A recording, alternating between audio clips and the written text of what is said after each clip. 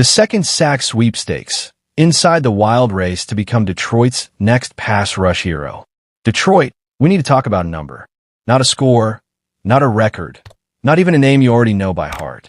This is about the number 2. Because everybody and their grandmother already knows who's finishing first in sacks for the Detroit Lions this season. Aidan Hutchinson isn't just the alpha of this defense. He's the standard the entire unit gets measured against. But here's the real mystery.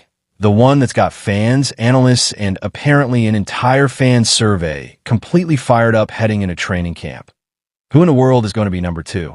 And trust me, Detroit scope, this question matters way more than it sounds. Let's set the scene. SB Nation just ran one of their React surveys, the kind where they poll the most locked-in Lions fans in the country and ask them to make a call. The question was simple on the surface. Excluding Hutchinson, which defender is going to lead the Lions in sacks this season? 5 names were on the ballot. Defensive tackle Allen McNeil. Veteran edge rusher DJ Wonnum. Rookie sensation Derek Moore. And 2 linebackers thrown in for good measure, Jack Campbell and Derek Barnes. And when the votes came rolling in, it wasn't close. It wasn't even a little bit close. Fans overwhelmingly sided with the rookie, with Derek Moore pulling in nearly half of the entire vote. DJ Wonnum trailed behind at roughly 30%, and everybody else, McNeil, Campbell, Barnes, got left scrapping for scraps in single digits. Now here's the thing about a poll like that. It's not just a fun little internet exercise. It tells you exactly what the fan base is starving for. And what they're starving for, more than anything else on this roster, is a legitimate second pass rusher who can make quarterbacks nervous every single Sunday. Because let's be honest with ourselves for a second. Last year, that job belonged to Alquan Muhammad, and he actually delivered, racking up 11.5 sacks in a role that was basically built specifically for rushing the passer. Solid numbers. Genuinely impressive production for a specialist. But here's the catch that Lions fans know all too well. A specialist who's fantastic in obvious passing situations and a liability against the run is a luxury, not a foundation. In this offseason, the front office decided they wanted more than a luxury. Muhammad is gone, off to Tampa Bay along with linebacker Alex Anzalone, and in their place, Detroit went out and got aggressive. They signed DJ Wonnum in free agency, a 7th-year veteran who spent his first 4 seasons in Minnesota before 2 years in Carolina, and who's quietly compiled 30 career sacks, including 2 separate 8-sack seasons whenever he's been given a full workload and stayed healthy. And then, on draft weekend, General Manager Brad Holmes made one of the more aggressive moves of the entire draft, trading up to grab Michigan edge rusher Derek Moore in the 2nd round. This wasn't a guy Detroit stumbled into. They wanted him specifically, and once you look at what Moore did in college, you understand exactly why. Moore's final season at Michigan was, in a word, dominant. He led the entire team in both tackles for loss and sacks, racking up 10.5 tackles for loss and a full 10 sacks. And he did it while averaging fewer than 40 snaps a game, which tells you the per-snap production was borderline absurd. His pass rush grade from PFF checked in at 92.4, which ranked 8th nationally among every single edge rusher in the country. His overall pressure rate of 17.5% led the entire Big Ten and ranked 17th nationally. And physically, the kid checks every box Detroit typically covets at the position. 6'4", with an 81.25-inch wingspan that looks more like a basketball power forward than a football player. He was also a team captain at Michigan, which tells you the leadership traits are already baked in before he's played a single regular season NFL snap. So when defensive coordinator Kelvin Shepard talks about Moore, and he's been talking about him plenty throughout OTAs and minicamp, the praise isn't just polite coach speak. Shepard has specifically pointed to Moore's ability to set the edge, his relentless motor, and a presence on the field that veterans typically take years to develop. And even though Moore has spent a chunk of the offseason working with the second-team defense, he's also been earning real first-team reps, which in Detroit's world usually means the coaching staff is quietly grooming somebody for a much bigger role than his draft slot might suggest. But here's where this story gets genuinely fascinating, and it's the part most fans scrolling through a poll result never stop to think about. This isn't just a competition for stats and bragging rights. This is about fixing one of the most glaring, most specific weaknesses that showed up on Detroit's defensive tape last season. And the number that exposes it is almost hard to believe once you actually see it written out. Here it is. Last season, the Detroit Lions finished fourth in the entire NFL in total sacks. Fourth, sixth in pressure rate too. Elite production by any measure. But at the exact same time, Detroit's average time to pressure sat at a sluggish 2.86 seconds, which ranked 30th in the league, meaning there were only a couple of teams in all of football that took longer on average to actually get a hand on the quarterback. Read that again. A top 5 team in total sacks, and yet one of the very worst teams in football at getting there quickly. How does that even happen? The answer is buried in exactly how Detroit chooses to play defense.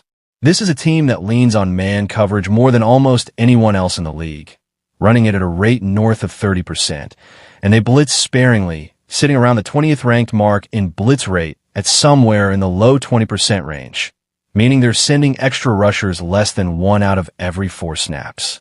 Translation: Detroit isn't overwhelming quarterbacks with numbers. They're trusting their defensive backs to stay sticky in coverage long enough to buy their 4-man rush an extra beat or 2 to finish the job. It's a calculated bet, and last season, more often than not, that bet cashed in. But it's also a bet with a hidden cost because that extra second and a half or 2 seconds of coverage is exactly the kind of window that lets an accurate quarterback pick a defense apart, especially on 3rd and long, when every fraction of a second matters more than almost anywhere else on the field. This is exactly why the Derek Moore experiment matters so much more than a simple stat line projection. If Detroit can shave that time to pressure number down, even something that sounds as small as going from 2.86 seconds to something closer to 2.7, while still playing the same style of defense in the back end, the ripple effects across the entire unit could be enormous. Quarterbacks with happier feet throw more careless interceptions. Drives stall out behind the sticks instead of extending. And most importantly, you start seeing fewer of those back-breaking, explosive plays that turn an even game into a blowout in the other direction. That fraction of a second isn't just a number on a spreadsheet. It's the difference between a 3rd and 10 that ends in a punt and one that ends in a sideline dagger over the middle. So who's actually going to deliver that extra burst? That's where the debate really heats up. One brings the safest floor of the group. A proven veteran with 30 career sacks and a track record of producing whenever he's healthy and playing a full workload, even if his ceiling might be more steady contributor than breakout star. Moore brings the tantalizing ceiling, freakish college production, elite measurables, and exactly the kind of disruptive, undersized snap count dominance that makes evaluators dream on what happens when you hand him a full-time role. And then there's Alim McNeill, the wild card sitting quietly in the middle of this entire conversation. McNeill tore his ACL back in 2024, limped through a delayed return last season that netted him just a single sack, a shockingly low number compared to his 3.5 and 5.0 sack seasons in the years before the injury. Now, further removed from that surgery and reportedly further along his recovery, there's a real path for McNeill to reassert himself as an interior pressure threat, especially if Wonnum and Moore end up splitting snaps relatively evenly on the edge and neither one fully seizes the job outright. And let's not forget the name buried quietly in the background of this entire conversation, a name that deserves way more shine than it's getting. Levi Onwuzurike. When Hutchinson went down with injury a couple seasons back, it was Onwuzurike who stepped up and finished second on the entire team in total quarterback pressures. Not sacks, pressures, the far more predictive, far more meaningful stat that measures a player's ability to consistently disrupt a quarterback's rhythm, even without finishing the play. With Onwuzurike reportedly back and healthy, he's the sleeper in this whole equation that almost nobody is talking about. And if this defensive line clicks the way Kelvin Shepard is hoping, it might not even be a 2-man race for second in sacks. It might be a 4-man rotation, all taking turns terrorizing opposing quarterbacks. Here's what makes all of this bigger than just an internal position battle, though. Sportsbooks are paying very real attention to what Detroit is building. FanDuel currently has the Lions sitting at plus 1,400 to win the entire Super Bowl, plus 800 to win the NFC Championship, and they're the outright favorites to win the NFC North at plus 145. Those are not the odds of a rebuilding team crossing its fingers.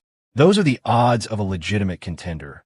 And a huge chunk of whether Detroit actually lives up to that number comes down to exactly the question we started with. Can anybody, step up opposite Aidan Hutchinson and turn this pass rush from merely productive into something that consistently, quickly, terrifyingly gets after the quarterback? Training camp is bearing down fast now. We're talking less than 2 weeks before players start reporting, and every single rep between now and week 1 is going to matter for this exact competition. Derek Moore has the fan vote, the draft capital, and the physical tools that make evaluators drool. DJ Wonnum has the proven track record and the veteran floor. Allen McNeil has the pedigree and a healthy body finally working in his favor.